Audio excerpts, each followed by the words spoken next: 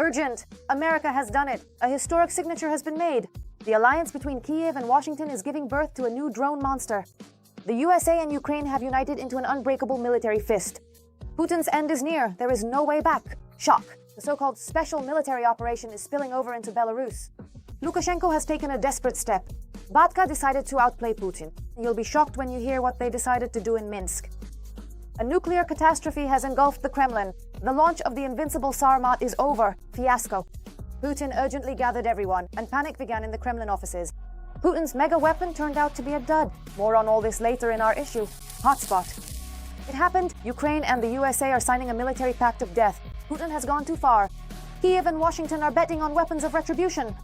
Putin is furious. His plan has failed spectacularly. Now the power of the American military-industrial complex is joining forces with Ukraine's combat experience. The bunker's worst nightmare is becoming reality. See the details. The war has accelerated global changes in military technology. Ukraine and the United States of America are preparing a major drone deal. Ukraine's technological development will not stop, nor will its corresponding capabilities. Our state possesses them. The governments are negotiating a new major agreement in the defense sector, specifically regarding drones. This is the first important step toward a defense agreement that will allow Ukraine to export military technologies to the United States and to manufacture drones in joint ventures with American companies.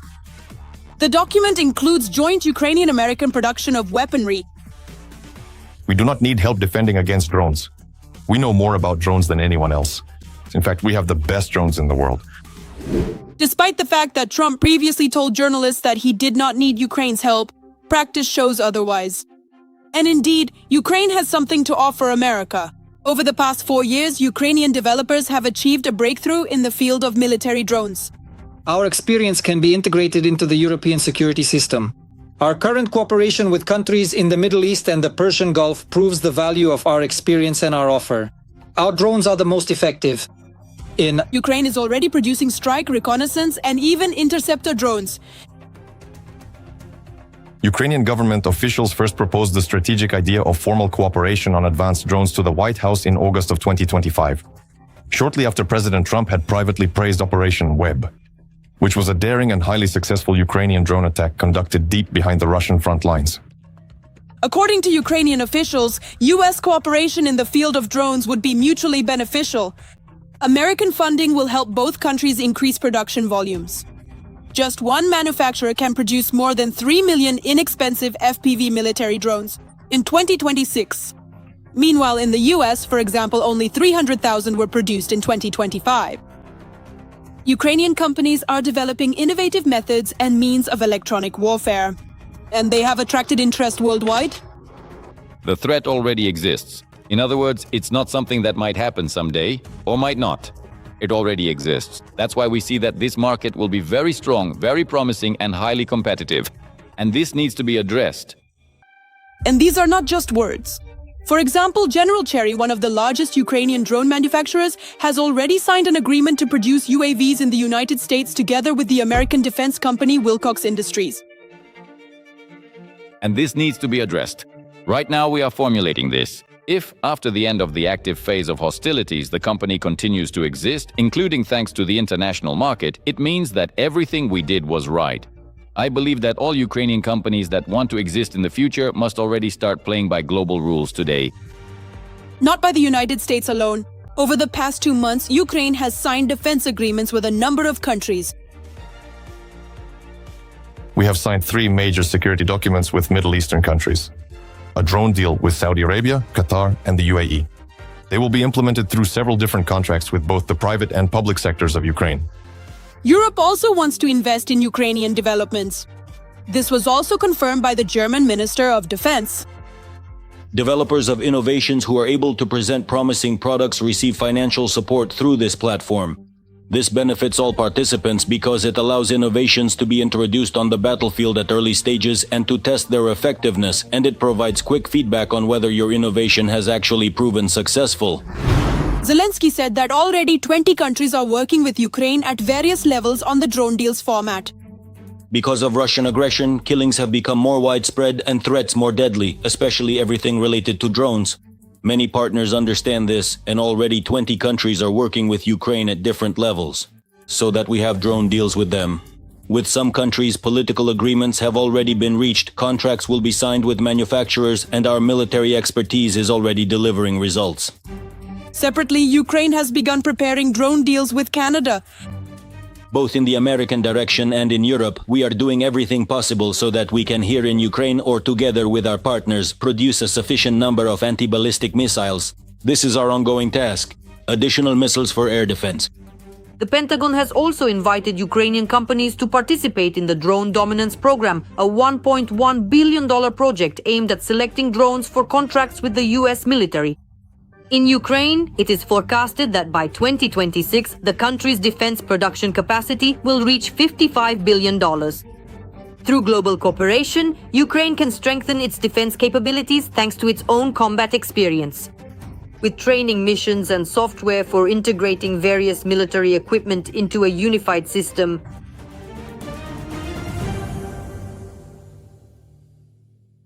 shock, the masks are off, Belarus is going into battle, Minsk is entering the war, the dictator has announced mobilization. Putin pressured Minsk for a bloody strike from behind, the deadly order has been signed, but a response for the Batka is already prepared. Watch how Lukashenko is tightening the noose around his own neck. The Belarusian old man is preparing for war. As I promised, we will selectively mobilize units of the armed forces in order to prepare them for war. God willing, it will be possible to avoid it. But we are all preparing for war. After his visit to Putin's parade in Moscow, Lukashenko seemed so inspired that he started playing the same old tune again. And the Belarusian is ready to stand at bayonet point. We need to take into account the theater of military operations. The territory of Belarus for future operations. Defense Minister Krenin is one of the most frequent visitors to the presidential office in Minsk. Lately, his department has been getting on the nerves of Belarusians liable for military service. They are being sent draft notices and are required to report for training urgently, even in the middle of the night. It's no easier for Belarusian soldiers who now have to regularly report on the army's combat readiness inspections. Are they training pilots properly, or are there still shortcomings? Analysts from the so-called Belarusian opposition admit that recently, even at the legislative level, a huge number of changes related to militarization and preparation have taken place in the country. For something serious, even the republic's military budget has increased to an unprecedented 5 times its previous size. The military doctrine has been changed. The possibility of carrying out preemptive strikes on the territories of neighboring states has been included. If, in Lukashenko's opinion, threats to Belarus are being created from the territory of a neighboring state, the possibility of the Belarusian armed forces participating on the territory of a third country has been included, something that never existed before. The mobilization system has been moved online and now operates through SMS notifications. The conscription threshold has been lowered. Now even the sick, the lame, and the blind can be drafted. Prisoners can also be conscripted, following the example of the Russian Federation. In 2024 alone, 4,600 new types of weapons have been purchased. By the way, today Lukashenko told Krenin that we've bought a lot of modern weapons, Russian airplanes, helicopters, and air defense systems. So construction is underway. The Krenin line, this includes Volkovysk, Smaron, as well as the Gomel and Brest regions. A southern operational command has been established in the Gomel region. Mobilization and combat readiness checks of the armed forces are being conducted constantly. All branches of the military have undergone this training. Just today, there was a report that territorial defense exercises have begun in 2 districts of the Vitebsk region. In other words, he is also constantly mobilizing the territorial defense forces. He checks the mobilization reserve, seeing how reserve officers and enlisted reserves respond to the call-up. By the way, the mobilization draft has become much stricter. Previously, as they say, you could get out of it if you had kids or were sick. But now, as they say, even if you just got out of the hospital, it doesn't matter. You go straight to mobilization. Sick or not, it doesn't matter. Off to the units you go. So these are very proactive measures. By the way, 5,000 bomb shelters have been inspected in Minsk, and there are ongoing air raid drills. Not long ago, there was one in the Gomel region. And then there's all this ideological rhetoric. So we see an entire system, a set of actions aimed at to increase the readiness of Belarus and the Belarusian armed forces for real military action. Belarus has never been as prepared for war as it is now. So there could be several scenarios here. The first one, The old man really did mix up his pills with Putin's and in his old age decided to play war games. Belarus is the perfect springboard for attacking the Baltic states and Ukraine as well. But can Belarusians really compete with the experience Ukrainians have gained in modern warfare? That's a big question. From my perspective, we are of course seriously lagging behind our neighbors. Absolutely. On the other hand, the experience gained from the war in Ukraine is of course being adopted by the Belarusian troops. But still, it's one thing to have the precise, meticulous, almost surgical work of the Ukrainian armed forces, and quite another to use the kind of tactics chosen by the Kremlin, just bombing peaceful cities. Well, yes, that is a very good point. For example, when it comes to drones and UAVs, they're incredibly and remarkably effective in the field right now. Of course, a certain amount of information does eventually manage to get through. But it's one thing to study the theory, and it is an entirely different challenge altogether to put it all into practice. Not in favor of starting a military conflict. And the fact is, Lukashenko would have to sacrifice the very pillars on which his power rests. I actually think that Lukashenko is the last person who wants to attack Ukraine, because he knows that the security forces and the army are all he has. He relies on them. And if that chair is taken away from him, then who is he really? Even Putin would call and say, "All right, you're done. Your army is now my army, and I don't need you anymore." That's why Lukashenko is holding on. The second and more plausible scenario for why Lukashenko started panicking about war again after meeting with Putin on May 9th is simply to escalate tensions and force Kyiv into negotiations with Moscow on unfavorable terms. Lukashenko is bending over backwards. He really wants to bring Trump to Minsk. How could he bring Trump to Minsk? By achieving the holding of Minsk III on Belarusian territory. And so, returning to the first point, it's beneficial to escalate the military atmosphere in order to force, in the interests of Russia and Ukraine, them to sit down at the negotiating table on unfavorable terms. And for this to take place specifically on the territory of Belarus, in the city of Minsk, so that Minsk I, Minsk II, and Minsk III. Back then, Lukashenko, I remember, was working as an ambassador in France, and he said it was a mistake not to include the Americans in the Minsk II negotiations. That's why this week, the special envoy of US President Donald Trump, John Cole, is coming to Minsk to meet with Lukashenko. Well, supposedly, at least that's the information going around. I'm convinced that Lukashenko has already repeatedly, both to him and previously to Kellogg, he has conveyed a message to Trump with a proposal to achieve negotiations in Minsk III. And he also discussed this issue with Putin. Putin, of course, publicly says, "I suggest coming to Moscow with Zelensky," which is an absolutely unrealistic scenario. It's clear that this is just a play on words. But for Putin, holding negotiations in Minsk could be advantageous because it offers security conditions. There's no need to fly over the territories of NATO or European Union member states. Full control of air defense. It is located there. No, the International Criminal Court is in effect, the warrant. It is impossible to implement. And of course, unfortunately for us Belarusians, Putin views Belarus as his own territory, as part of the Russian sphere of influence. That's why this could be advantageous here. For now, Lukashenko is walking a fine line between two fires. It seems that even the dictator himself does not know exactly the extent of Russian infiltration into his security circle, which could, at the right moment, raise the issue point blank. And the further it goes, the fewer options he has left. The old man has fewer and fewer backup moves left on the geopolitical chessboard.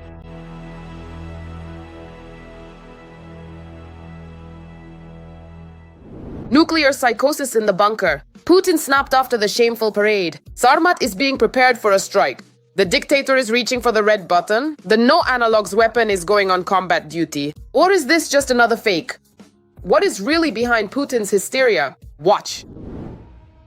Once again, it's not the basics, but Putin has decided to shake his so-called unparalleled weapon. This time, he pulled not a hazel stick from his nuclear arsenal, but the pride of Russian defense.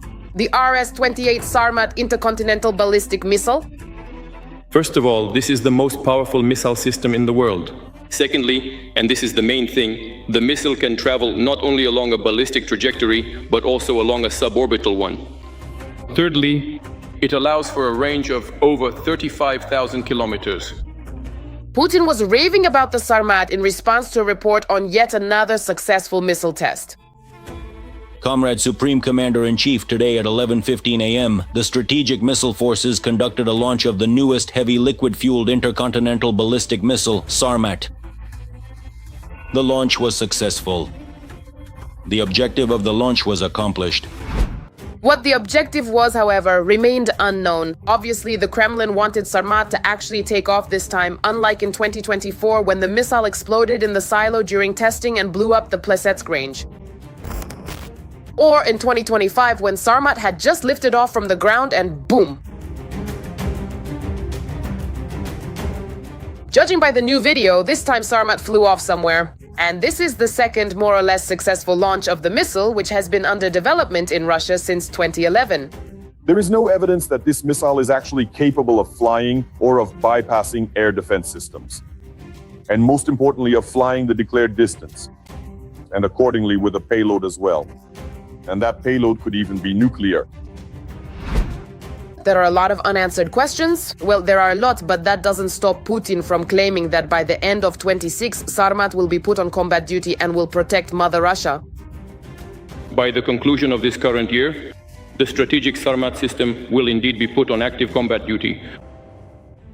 However, this is not the first such promise. Putin has been telling tales about Sarmat going on combat duty since 2022. So whether Sarmat will actually be put on combat duty this year is a big question.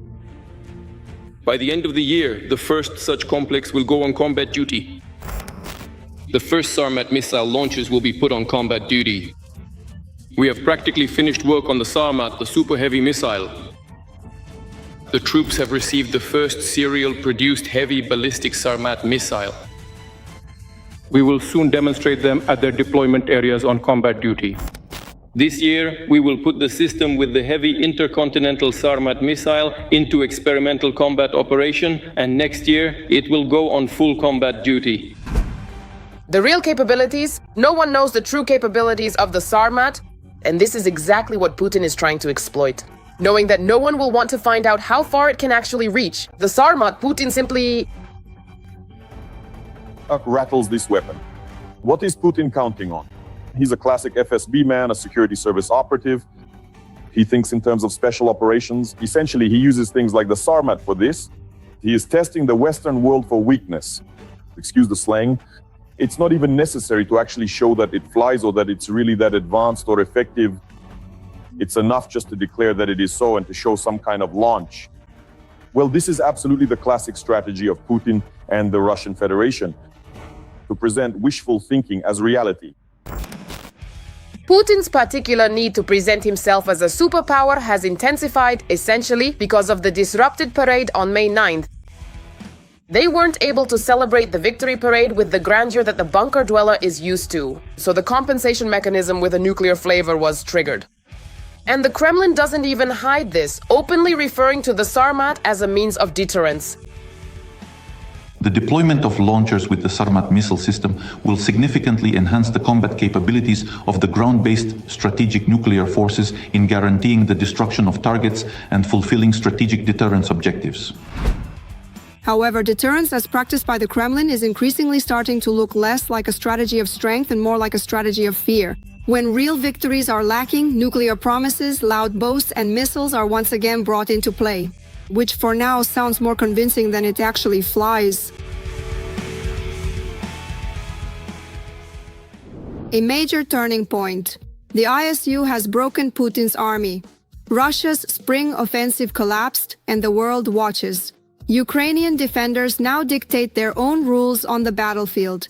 The truth hidden by the Russian General Staff has finally come out. Where will the final blow strike? Watch. Russia could start to fall apart in the very near future. On the front, the occupiers are suffering defeat after defeat. And even the Kremlin's favorite tactic, throwing waves of cannon fodder at positions, no longer works. The situation at the front has changed. Not only has the perception of Putin changed, everything has changed. Long-range strikes have changed. The situation at the front has changed. The economic situation has changed. People's sense of themselves in Russia has changed. Everything changed in 2026. The initiative in the war has completely shifted to Ukraine. The advance of the Russian invaders has practically come to a halt. In 11 days of May, Russian troops captured 29 square kilometers of Ukrainian territory. If nothing changes, May will become the most unsuccessful month for the Russians since the beginning of 2024. This seems like a turning point in the war. If the Russians don't achieve any results from their efforts, I wouldn't be surprised if in some places, everything will start to fall apart. However, there are no signs of change among the Russians, and even the most die-hard Z-patriots are starting to realize this. The so-called Russian war correspondents regularly write about Russia's growing lag in drone technologies, and they are increasingly complaining about their own authorities and military command. The New York Times published an excellent piece showing how drones have completely changed the nature of war, and they calculated how long it would take the Russians at this pace to fully occupy and capture the Donbass. Do you know how long? At the current rate, with all the variables, it would take more than 30 years. Western media are officially reporting the failure of the so-called Russian Spring Offensive, while the Ukrainian armed forces are only strengthening their dominance, both in the air and on the ground. But air superiority is more important because the nature of war has changed and drones have become the decisive factor. They are what determines everything. And here, the Ukrainians have complete superiority. Ukrainian drones are operating successfully, both deep behind enemy lines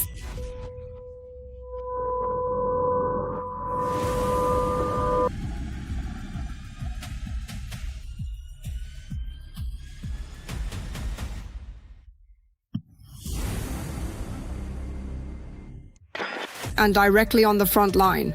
Due to the successful use of UAVs, Russian losses now exceed the rate at which new soldiers are being recruited.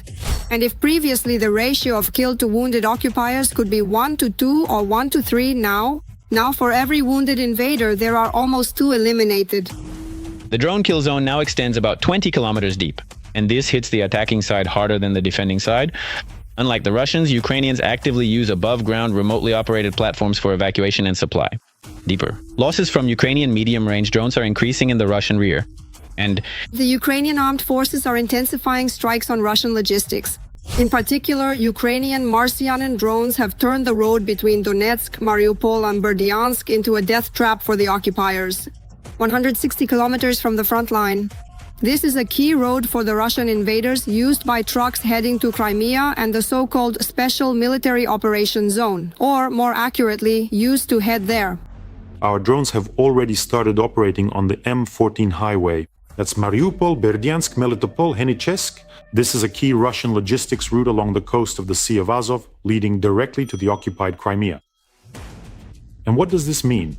It means that the southern group is being cut off from supplies. Remember how Putin said that the Sea of Azov is now an internal sea of Russia?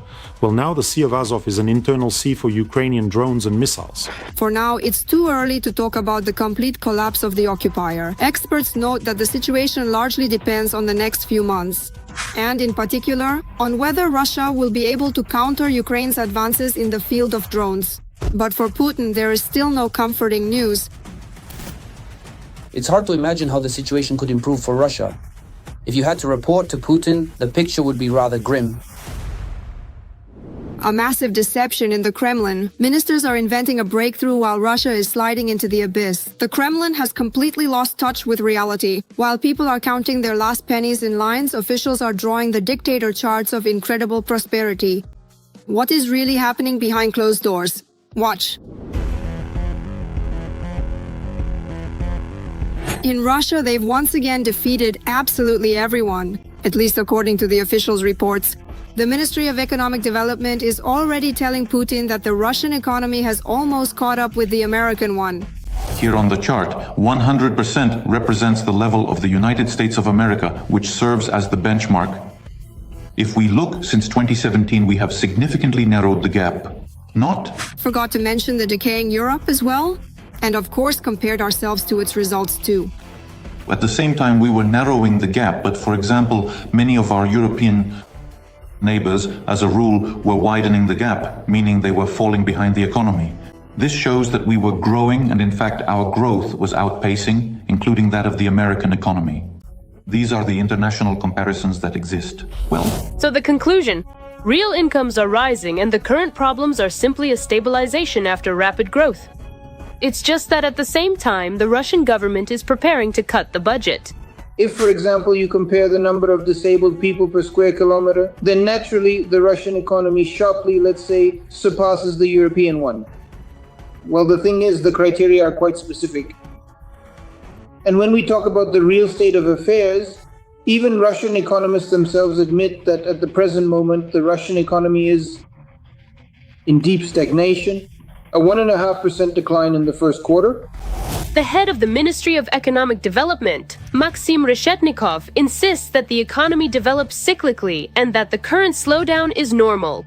According to him, real wages and household incomes continue to grow.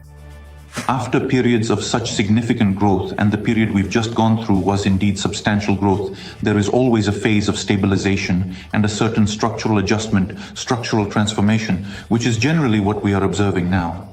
It's interesting. What exactly does this structural transformation mean? And it seems they've already had a transformation before.